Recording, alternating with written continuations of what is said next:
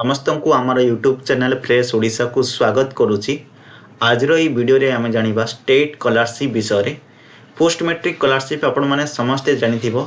एई वर्षर post matric scholarship 26-27 पई आवेदन start हो सारी। जो माने इंटरेस्टेड अच्छो से माने आवेदन करि परिबो। के माने एलिजिबल अच्छो किपरि आवेदन करिवे, कौन कौन डॉक्यूमेंट आवश्यक, बहुत कमेंट आसला से नहीं आज वीडियो मु आनी सारी। तो चलतु स्टार्ट करवा। प्रथमे आपण सर्च करेंगे निज ब्राउजर रे state scholarship portal official website को आसवे। ओडिशा स्टेट स्कॉलरशिप पोर्टल आसवे ऑफिशियल वेबसाइट को। आसिला पर देख एठारे स्कीम विषय कहि दोची, तापरे एप्लाई विषय कहबी। स्कीम को जीव, स्कीम को गला पर देखो तुम क्यों श्रेणी रे पढ़ुछ से ऊपर देखो lower primary, upper primary, secondary जोटा तुम एलिजिबल अच्छे कि नहीं। मनकर देख तुम डिप्लोमा पढ़ुछ तो डिप्लोमा उपर क्लिक कला पर देखो पोस्ट मैट्रिक स्कॉलरशिप आसबो। एडे लास्ट डेट एप्लाई के 29 सेप्टेम्बर 2026। एटा कौन आसले पिला माने देख 2026 देखो कौन एटा पोस्ट मैट्रिक स्कॉलरशिप किंतु एटा ऑलरेडी 29 जुलाई टू चली गला, मतलब एबे चली गला पिला माने। अर्थात जुलाई भी चली, जुलाई टू आरंभ होइछि, जुलाई अगस्त सेप्टेम्बर ऑलरेडी 2 मास आउरी अछि पिला माने। तो आराम रे तुम एप्लाई करि परबा। आर डेट मध्ये एक्सटेंड होछि किंतु जेते शीघ्र एप्लाई करबो सेते शीघ्र भलो। देखो आपे कौन कौन दरकार मु कहि दोछि। देखो एटा किए एप्लाई करेंगे। शेड्यूल ट्राइबल करेंगे, मतलब एसटी पिला माने, शेड्यूल कास्ट पिला माने भी करेंगे, ओबीसी करेंगे, एससीबीसी करेंगे, ईबीसी करेंगे।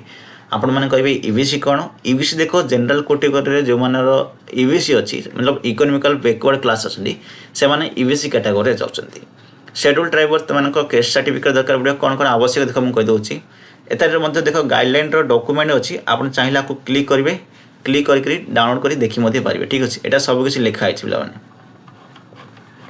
पूरा डिटेल्स लिखाई सेठू तुमने देखिपार। ओके, तो से विषय जीवानी। देख कौन कौन देख एनुअल इनकम कार भी 2,50,000 रु अधिक नथिबा पड़ो, कम ही रही पड़ो। ठीक अच्छे, तापर तुम डॉक्यूमेंट तुम मेन सर्टिफिकेट कौन शेड्यूल ट्राइबल मानी केस सर्टिफिकेट आवश्यक रोचे। ईबीसी मानक गोटे सेल्फ डिक्लेरेशन हम, सेल्फ डिक्लेरेशन देते। आउ कौन कर ओटीआर गोटे रेजिस्ट्रेशन कर, ओटीआर रेजिस्ट्रेशन कर। बाकी तो इनकम सर्टिफिकेट, बाकी केस सर्टिफिकेट तो जार अच्छी सी देव केस सर्टिफिकेट, बाकी अदर डॉक्यूमेंट आधार कार्ड ये सब डॉक्यूमेंट को मैट्रिक सर्टिफिकेट तुम जो एजुकेशन कर से पर्यटन सर्टिफिकेट गुड़िक से गुड़िक तो सब देव। ठीक अच्छे, जोड़ा मैंडेटरी कहीदेली एसटी केस सर्टिफिकेट देव, एससी केस सर्टिफिकेट देख, ओबीसी देव, किंतु ईबीसी सेमती सर्टिफिकेट ना सेल्फ डिक्लेरेशन देवाक पड़ो। बुझल, सेटा हो गला। देन पैसा केमती मिलता है देख, ईबीसी ओबीसी पिला लगभग गोटे थर ही पैसा आसता है। आउ एसटी एसटी पिला एससी पिला कौन 2 थर आसता है। से एकाडेमिक फीसटा पूरा आसता है, लगभग आसता है। ठीक अच्छे, 2टा फेज आसो, सेंट्रल फेज आउ स्टेट फेज 2टा फेज पूरा पैसा मिल। तो बुझिपार। एप्लाई देख एप्लाई ना उपर क्लिक कर। प्रथम कौन कर ऑलरेडी रजिस्टर थिले लॉगिन कर, पासवर्ड दब, लॉगिन करी तुम एप्लाई कर। नचेत तुम जदि अकाउंट ना रजिस्टर ना उपर क्लिक कर, टर्म एंड कंडीशन को एक्सेप्ट कर, प्रोसीड करी एप्लाई कर। बुझल, एथि पूर्व ओटीआर रजिस्ट्रेशन कर दियो। ओटीआर रजिस्ट्रेशन गोटे अच्छी एप्लिकेशन डाउनलोड करी वेरिफिकेशन कर ओटीआर रजिस्ट्रेशन कर दियो। रजिस्ट्रेशन समय ओटीआर नंबर मांगो पे। बुझिपार ना, एप्लाई कर प्रोसेस कहदेली। गाइडलाइन किपर डाउनलोड कर कहदेली। तुम एलिजिबल अच्छी कि यही वेबसाइट रे ही चेक कर। किसी डाउट थे कमेंट कर। जदि तुमने चाहो पूरा प्रोसेस एप्लाई करवा देखा ताहले कमेंट कर।